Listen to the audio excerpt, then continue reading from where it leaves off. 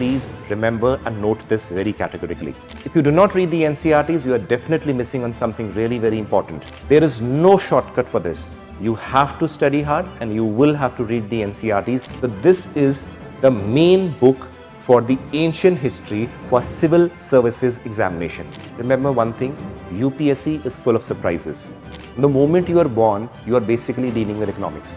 When you are crying in front of your parents that I want this, you are demanding something.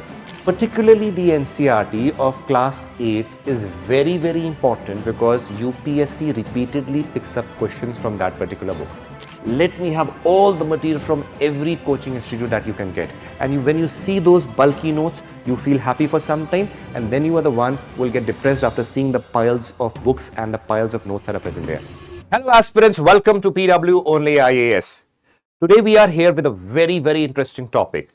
What to read when you're preparing for the civil services examination. This is often very commonly discussed, that what should be the book list when you're preparing for the civil services examination. This video has been created after discussing with multiple toppers, multiple experts, that what should be a book list that makes the journey for the civil services examination easier, more comprehensive, and more holistic. So let us begin with this video. First, the topic or the subject, Indian polity. But before we begin with this, please remember and note this very categorically. Repeatedly, I'll be mentioning you the importance of the NCERTs. Why? These NCERTs form the foundation or the base for the civil services examination. Very often people presume that these are school books. Why should we read them when we are preparing for civil services? Please remember, if you have that myth, please break it. If you do not read the NCERTs, you are definitely missing on something really very important. The UPSC over the years repeatedly picks up questions and lines from the NCERTs directly. They place it in your paper, and if you haven't read them, very often you get it wrong.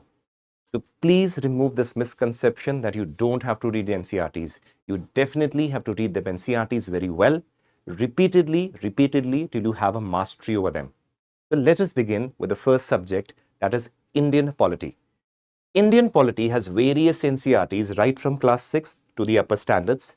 You have to read all of them properly. There is no shortcut for this. You have to study hard and you will have to read the NCERTs. These are very, very important when you're preparing for civil services. For example, there's a book, The Political Theory, that you have in your class 11th. Now, specific words like what is nationalism, how it is different from patriotism, what is the concept of secularism? These very simple sounding words often become very difficult when they appear in front of you in your preliminary examination and you're not able to differentiate between them. These words may not be mentioned in your Indian Polity Lakshmikant master book also.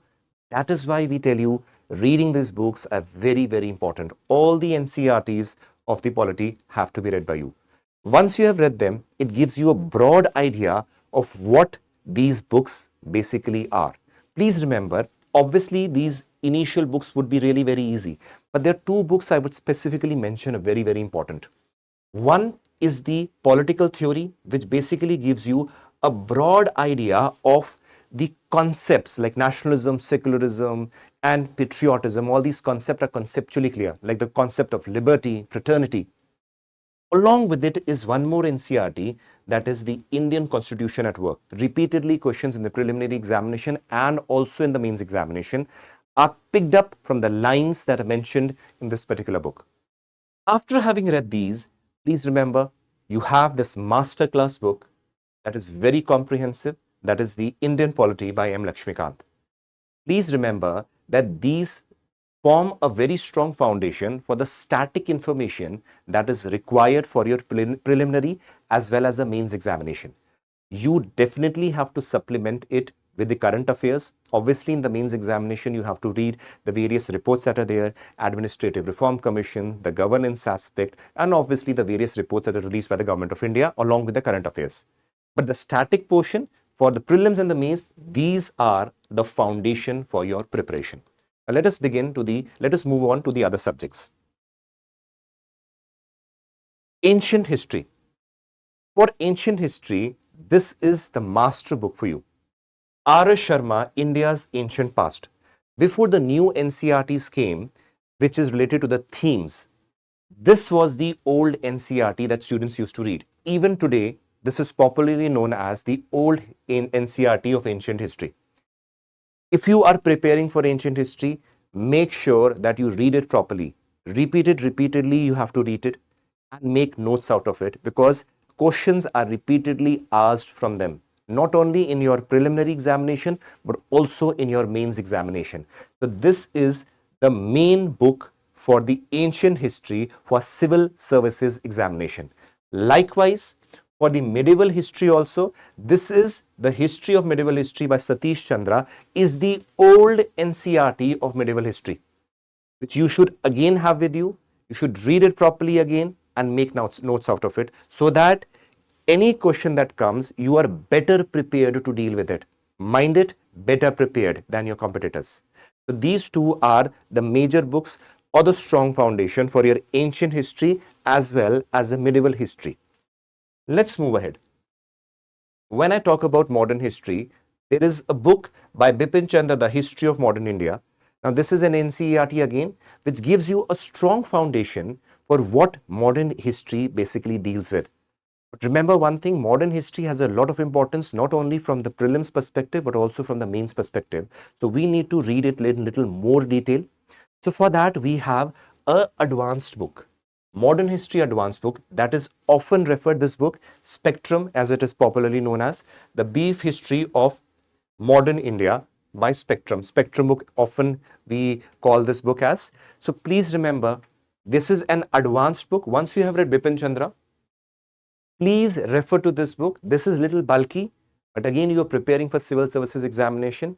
You have to read it repeatedly. It is more like a collection of various chapters, chapter-wise knowledge. And again, it does not present you like a flow or a story form, but yes, what it presents you with what is required and the knowledge you need to have for the civil services. So this is an advanced book that you should definitely refer when you're preparing for the modern history section for the civil services examination, not only prelims, but also for the mains examination. As we move ahead, the thing comes is the topic of world history, which is in your main syllabus. Very often students say, sir, from the past few years, we have not seen any question from the topic of world history. Remember one thing, UPSC is full of surprises. You might not get a topic from this topic, any question for, let us say, 5-6 years. And the next year you might see that 5 or 6 questions are coming from this particular topic. You never know. So what you have to do is you have to be very well prepared with every subject that is mentioned in your syllabus for the civil services examination. For this particular topic, the history of the world by Arjun Dev and Indra Arjun Dev forms a very important ingredient for your preparation. Along with it, certain NCERTs also have the world history section. You can definitely refer to them. But I would advise you to read one chapter from one more book. That is very important, because UPSC, whenever it has asked questions from world history, it has dealt with the topic of decolonization. Now, many would be assuming, from where has UPSC picked up the decolonization questions when they have asked in the mains examination. That questions have been picked up from Norman Lewis' book, and you only have to read one chapter. That is the chapter on decolonization. Other things are taken care of well in this particular book. So you don't have to refer to anything else in this book but the chapter of decolonization. Once you do this, you are well prepared with the world history section. Please remember, mind it, please keep it in mind that do not think that if the question is not asked, it cannot be asked. If those particular questions are, let us say, 10, 15 marks, 2 or 3 question comes, it will make or break your rank, or even whether qualifying or not qualifying. So you need to prepare this topic also well. Let's move on to the next subject, art and culture. Now, remember, once you have read R.S. Sharma's book of the ancient India and Satish Chandra's book of the medieval history, both these books have a lot of chapters which deal with art and culture. Whether ancient history is talking about the Sangam aspect, or whether the medieval history talking about the Mughal architecture and all, you already have a lot of information with respect to art and culture in these two books. Along with them, there is one more NCERT, that is an Introduction to Indian Art, Part 1, textbook of class 11. Now, what UPSC has done is repeatedly in 2021, all these questions have come in your prelims directly, indirectly have been picked up from this particular book. Similarly, in 2020 also, questions have been picked up from this particular book. When you read this particular book, please do not read simply the text that is mentioned there. There are going to be certain photographs there. There are going to be certain information written below the photographs. You should read it, be observant enough to observe that also, because UPSC nowadays picks up those information given in those below the photographs and make a question out of it. That is why I say all the content is present in the NCERTs for you to reap benefits by qualifying this examination. But when you read it, do not read it for the sake of reading. Read it properly so that you actually derive benefits from these books. Now the question will come, is this book completely sufficient for dealing with art and culture? I would say no. First part was, as I said, when you're reading the art and culture part, you're already reading this R.S. Sharma on ancient India and Satish Chandra for the medieval history. So you have already covered some part of art and culture. Then comes the part which deals with this particular NCERT, the Introduction to Indian Art. There are certain other topics that have to be dealt with well. So for that, we have one more book, that is Nitin Singhania. This is again an advanced book. You can take certain topics out of it. If you have already read so many topics, you may not have to read it from this particular book. But again, theatres, dramas, and various other topics are mentioned here in a more organized manner. You can refer to this book as a reference book along with what you have read. Now, many people will think, what is the need for referring to these books? Please remember, as a person who himself has prepared on all these topics, I would tell you that after having read and made notes on the topics, I took this book, I made notes of it in, let us say, less than 20 pages, very briefly, and I added those books to my art and culture notes. So what that helps you in, that you have exhaustively prepared for everything, any question that comes in your examination. Now again, UPSC can give you bouncers, but what the probability is that you'll be much better prepared than your competitor. That is what is expected. So this is an advanced book for the civil services art and culture portion by Nitin Singhania. Let's move ahead with the other books. Now, when many people ask me, sir, once we have read the old NCERT, do we need to read the new NCERTs which deal with the themes? I would say yes. There is a very specific reason behind it. Every year, or let us say alternative year, UPSC, what it does is, it might pick up questions from the old NCERT. Sometimes it picks up questions from the new NCERTs, particularly again, those photographs that I mentioned, certain information that I highlighted, particularly the class 9th and 10th themes. For example, which deals with the concept of what is Jagidar, how it is different from the concept of Zamindar. All these things have been mentioned in the new NCERTs very well. That is the themes. Once you have read the old NCERT, which has already formed a foundation of your knowledge that is required, you need to read it once properly. Whatever new information you derive from these NCERT, add it to the notes that you have made from the old NCERTs. That would be the comprehensive note for the history as a whole, and you then don't have to read it again and again. So this would be an ideal strategy while you are reading the themes which are prescribed as new NCERTs. Again, you have to read it, please. There is no shortcut for success. You have to read it. It is important. Those 2 marks, 1 mark, 0.6 marks are the ones that make the variation whether you qualify those prelims or not. Not only in prelims, but also in the mains examination. So this is important for your preparation. When we move ahead, next comes the topic of geography. Very important and very interesting topic. When you're preparing for geography, I would advise you, see, if you have read the NCERTs well from the classes which I'm going to discuss now, you can deal with all the questions of the geography portion in your mains as well as the prelims part. First, I would advise you, when you begin with the geography preparation, you can begin with class 11 books. These are 2 books. Now, the fundamentals of physical geography textbook for class 11. Now, this deals with the geomorphology part, climatology, oceanography, and a little bit of biogeographical part. Now, this is a broad scale understanding of geography. Again, when you read it, it is comprehensive. It deals with all sort of information, and UPSC often picks up or mostly picks up questions from these, even in the mains examination.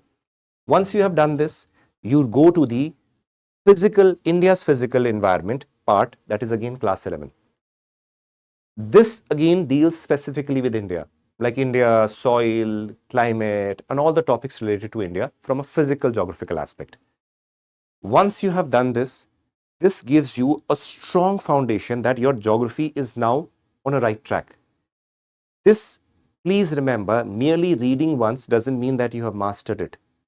It has to be read many times, 5, 6, 7, 8 times.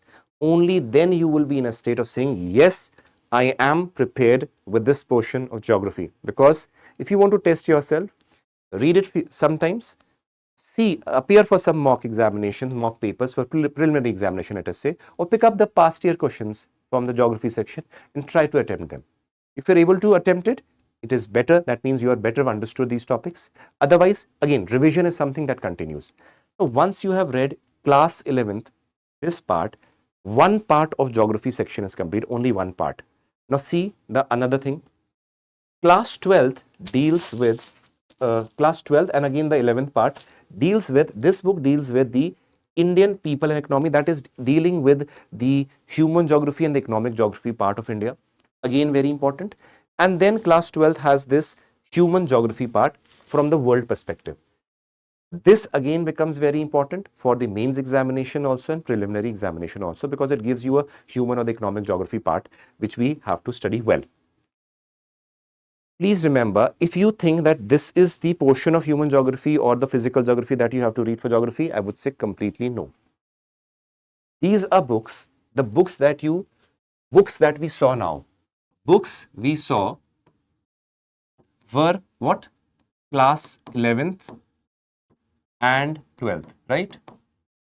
Now, many would be assuming, now this, if you have done class 11th and 12th, why do we need to refer to any other book? Let us say of lower classes. Please remove this myth. For geography in particular, and history we have already discussed, you have to do. In geography, you have to read the NCERTs from class 6th to 10th also very well. Now the query would be coming in your mind, sir, if we are reading class 11th and 12th, what is the need for reading class 6th and 10th? Do you think that if the same content is available in class 11th and 12th, then do you think what is the need for having these books from class 6 to 10th? Definitely there is a lot of variations, lot of extra knowledge that we have studied throughout these years, which may not be mentioned in your class 11th and 12th. And UPSC is smart enough to identify that and pick up questions from there. And once you have not read them, for UPSC might be asking you a question from a book of class 7th, which you might have not read in class 11th and 12th. And because it has been a long time since you have done your class 7th, you possibly might not be able to remember and recall and make errors there. So, important is that you have to read them. Why I mentioned class 11th and 12th first is that once you have read them, you already have a very good idea of the subject of geography. When you read these topics from class 6 to 10th, you already have done that, but certain minute details which you haven't done in 11th and 12th can be covered when you are going through 6th and 10th, and make a note out of it. Then when you revise it comprehensively, it will be easier and you can tackle the questions of geography whether in prelims or mains examination. Let's move on to the other part, economics.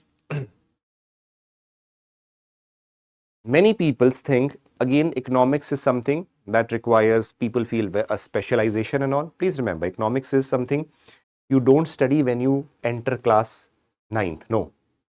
The moment you are born, you are basically dealing with economics. When you are crying in front of your parents that, I want this, you are demanding something. Whether your parents give or not, that is a different thing, right? So from the time you are born, economics come into play. That is from a lighter or a joking part. But let's see, from the NCERT's perspective, the NCERTs are from class 9th, or from class 9th you start the economics aspect. Please remember, I would advise you read the NCERTs of class 9th, class 10th, and then class 11, and then comes the aspect of macro and microeconomics. Now, macro and microeconomics, when you read, you don't have to read every portion in that. When you will be studying, you have to be selective enough, on which we will make a video also, that you don't have to read everything on macro and micro. Selected portions have to be read. But for the other books, you have to go from class 9 till class 11, especially the Indian economic development also. So, this books, the macroeconomics and micro, selective reading has to be done. For the other parts, class 9th and all, you have to basically do it well. This need not be done. Statistics for economics is something that is not required. Though it is present in the photograph, I'm cutting it in front of you. These three books have to be done well. Once you have done them well, then you can go on to these. We'll tell you what selected portions you have to read. Now, from a very static perspective, this helps you, but is it absolutely the limit to which you need to go for economics? I would say no. Why? Along with this, there are various topics that are there in the economics syllabus that you should know. For that, you require, obviously, it's a little bit of advanced studying. An advanced topic or a little advanced book is also required. That I would suggest is Indian Economy by Ramesh Singh. Now, some people find that the English might be a little tough. See, again, our role over here is to recommend you a book that will help you in a better way to study for the civil services examination. This books give you a very good understanding for all the aspects, all the terms and all the dimensions, from majorly from a static part, even from certain current or part also is covered here for the Indian economy. Please remember, from a static part and a little bit of current affair part, the NCERTs and Ramesh Singh works. But along with it, remember, you have to add a lot of content when you are preparing for the civil services. Every day, certain economic developments are coming up through the newspapers. You have the current affairs. Then you have the annual financial statement, which is properly known as a budget. Then you have the economic survey and the various reports that are coming. These have to be added or should be a part of your preparation along with these books. Because this gives you a strong foundation, but these are a cherry on the cake when you're reading the current affairs, the annual financial statement summaries, the economic survey summary. So that is also very, very important. But from the books list, this I would recommend Ramesh Singh along with these NCERTs that you have to read. If you have read the NCERTs and the Ramesh Singh book, that will create a strong foundation for the economic aspect or a subject. Clear? Let us move a little forward. Now comes the topic of science. Very often people tend to be very afraid, for sometimes people feel that we are not from the science side. How shall we prepare for science? Please remember, you have to read these science books from the NCERTs from class 6th till class 10th. Let me make it sure. Class 6th till class 10th.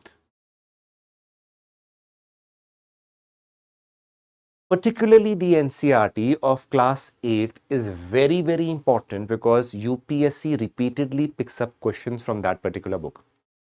Now you would be saying, sir, why should we read it? Please remember, those one particular questions or two questions that come that would be asked from here, very often they are asked from, let us say, topic of cell, or let us say animal kingdom or the plant kingdom. Sometimes those classifications come. These topics are very often that are repeated, especially the biology part.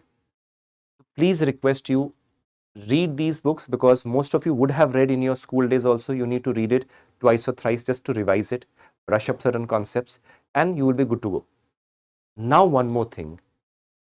Along with these things, I would recommend you one more part, which is important not only from the prelims, but also from the mains perspective. Class 12th Biology NCERT has few chapters which are important from the prelims perspective as well as the mains perspective. Please note it very carefully. Chapter 13 to 16 is the ecology and environment part. UPSC has repeatedly picked up questions directly from this book because they don't want R&D on these topics. They want that you should have prepared these part because environment is a part of your syllabus. So these chapters have to be read from the biology part. Next is chapter 11 and 12, which deals with biotechnology. Now, biotechnology is a part of your main syllabus. Obviously, indirectly or directly, it is part of your prelims syllabus also. This is a very upcoming field, so topics are picked up from here directly. Next is chapter 6 on DNA. Very often you'll be seeing DNA, RNA, various types of differences associated with them. They are all picked up from this particular chapter, which you often confuse from where has this topic come, we haven't read anything. So this is an important part.